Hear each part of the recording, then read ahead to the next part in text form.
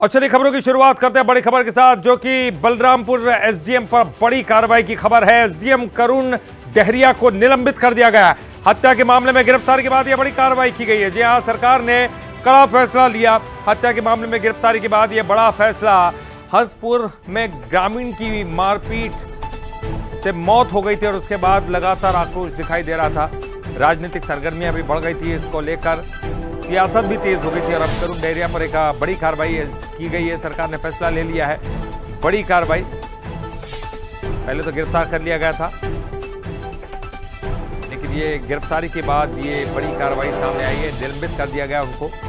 हंसपुर में ग्रामीण की मारपीट से मौत हुई थी। बताया जा रहा था कि ये और इनके साथ 3 और साथी थे। 4 लोगों को गिरफ्तार किया गया था। इस मामले को लेकर कांग्रेस ने भी आवाज उठाई थी। प्रदर्शन लगातार देखने को मिला था। पहले तो परिवार वालों ने शव लेने से इनकार कर दिया था, लेकिन बाद में बहुत राजनीति हुई इसको लेकर और शव लेने के बाद फिर अंतिम संस्कार किया गया। अब सरकार की तरफ से बड़ी कार्रवाई की गई है।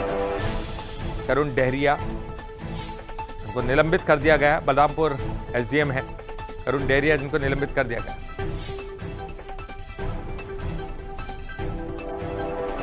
और चलिए ज्यादा जानकारी के लिए बात करेंगे। हमारे साथ हमारे सहयोगी संवाददाता शिखर देवांगन जुड़ गए हैं। शिखर, देर आए दुरुस्त है, हम ये कह नहीं सकते क्योंकि ये कार्रवाई लगातार चल रही है, लेकिन राजनीति जिस तरह से दिखाई दे रही थी, जिस तरह से आक्रोश दिखाई दे रहा था, क्या ये कार्रवाई संभावित थी?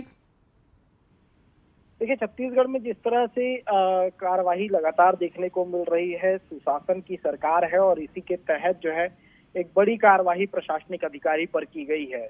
बलरामपुर की एसडीएम है और बीते दिनों जिस तरह से मामला निकलकर सामने आया था, एक ग्रामीण की पिटाई की गई और उस पिटाई में ये बात निकलकर सामने आई थी कि एसडीएम करुण डहरिया उसमें शामिल थे, जिसमें ग्रामीण की मौत हो गई थी। उसके बाद ये पूरा मामला प्रदेश भर में उठता हुआ नजर आया था और उसके बाद एक बड़ी कार्यवाही जो है वो की गई है और इसके तहत जो है अब एसडीएम करुण डहरिया को सरकार ने निलंबित कर दिया है। और जिस तरह से पूरी कार्यवाही की गई है, कहा जा सकता है कि सरकार की संवेदनशीलता रही, जिसकी वजह से कार्यवाहियां लगातार देखने को मिल रही है।